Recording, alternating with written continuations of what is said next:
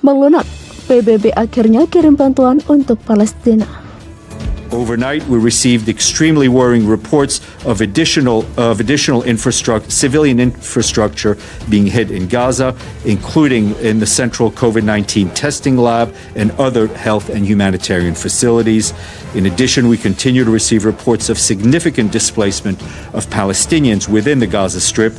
More than 58,000 men, women, and children have been displaced, 47,000 of whom are seeking protection in some 58 UNRWA schools across Gaza. And as far as security situation allows, the UN, along with our partners, are providing food and non-food items to displaced families and immediate cash assistance to more than 56.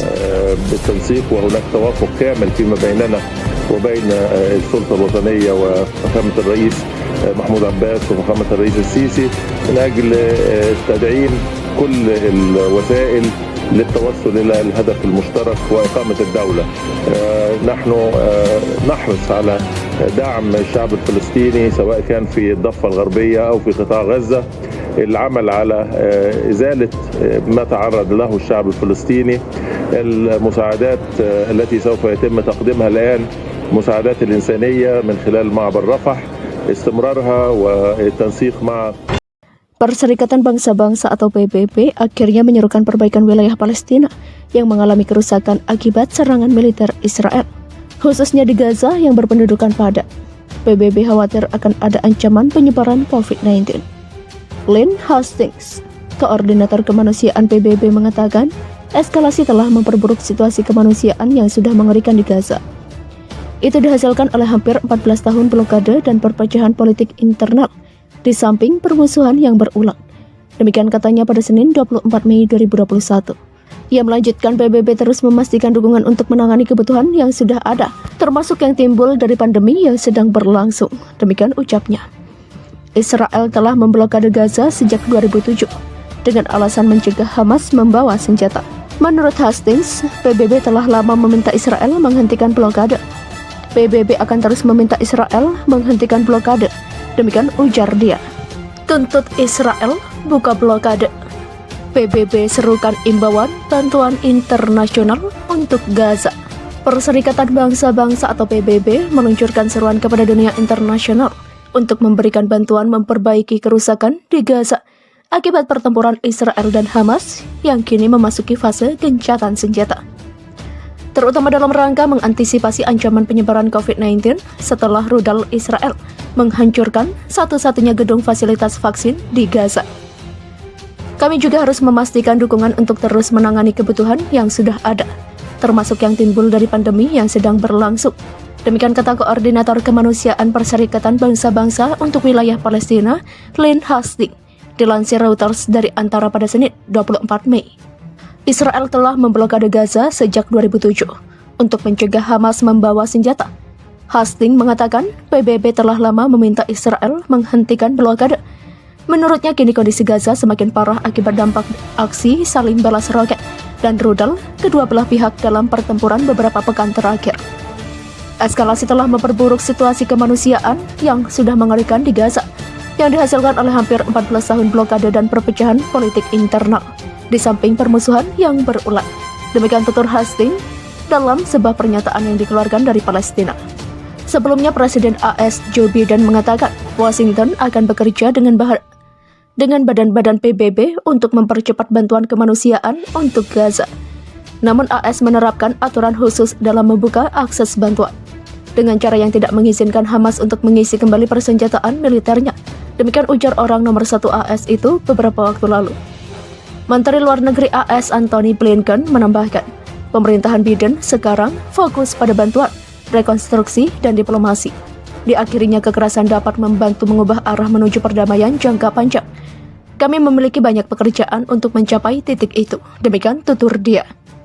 Kami akan terlibat kembali dengan Palestina. Tentu saja melanjutkan keterlibatan mendalam kami dengan Israel. Demikian imbuh Menlu Negeri Paman Sam itu. Sementara itu, pejabat Palestina menetapkan biaya rekonstruksi puluhan juta dolar di Gaza, khususnya di bidang fasilitas kesehatan. Apalagi tercatat banyak tenaga medis Palestina menjadi korban tewas selama 11 hari pertempuran itu. Ketika konflik Israel-Palestina pecah, rakyat Israel tidak merasa panik. Ini karena militer Israel memiliki Iron Dome, sistem pertahanan udara Israel yang mampu menghancurkan roket atau rudal musuh yang mau memasuki wilayah negaranya. Namun mereka tidak menyangka bahwa Hamas, kelompok militan Palestina, begitu gencar menembakkan roket mereka. Tercatat ada lebih dari 4.000 roket yang meluncur ke wilayah Israel dan ada beberapa yang berhasil menembus Iron Dome dan menghantam kota-kota di Israel. Apa yang terjadi di kota itu? Seorang pemilik bar El Vecino, Nadav Cohen, menceritakan ketika roket Hamas untuk pertama kalinya menghantam Tel Aviv, kota terpadat kedua di Israel, pada pekan lalu. Dilansir dari 24h.com VN, pada Sabtu 22 Mei 2021 saat itu, dia sedang membuka sebotol vodka dan sebotol arak rasa licorice. Dia ingin menambah suasana ramai di barnya. Lalu mendadak di langit, ledakan terdengar sangat jelas saat sistem pertahanan udara Iron Dome diaktifkan. Banyak pengunjung menyalakan ponsel mereka dan menonton video di media sosial untuk melihat momen roket Hamas menghantam Iron Dome. Rakyat Israel santai, sebab dalam konflik sebelumnya antara Israel dan militan Palestina di Gaza, Tel Aviv hampir tidak pernah terancam. Hamas memang memiliki ribuan roket dengan jangkauan hanya 10 km atau 40 km, sedangkan Tel Aviv berada 70 km dari jalur Gaza. Namun semua berubah ketika roket Hamas menghantam Tel Aviv.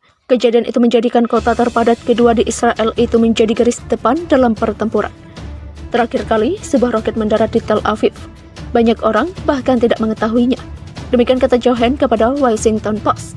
Padahal baru minggu lalu, orang-orang di Tel Aviv bahkan pergi ke pantai untuk mandi, pergi ke bar, keluar bersama teman-teman. Tapi sekarang semuanya telah berubah.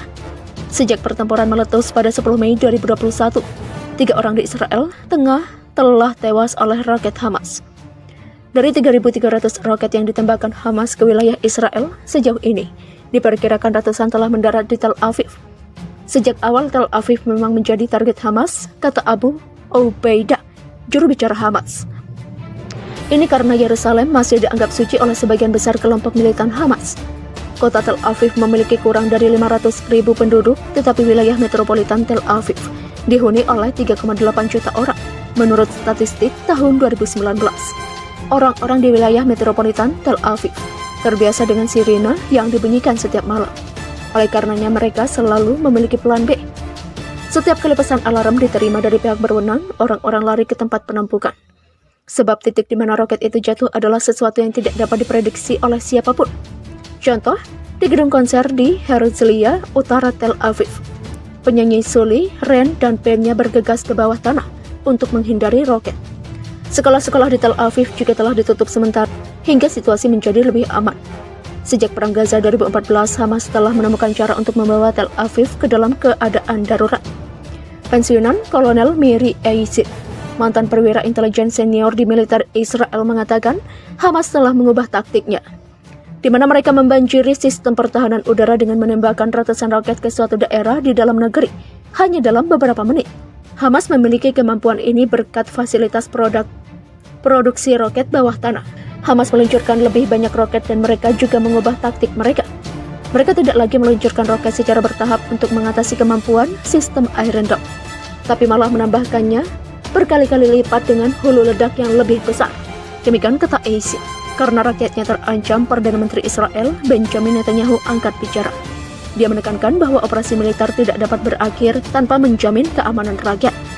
Tetapi dia akan melakukan yang terbaik untuk mengamankan rakyat Israel, khususnya yang tinggal di Tel Aviv.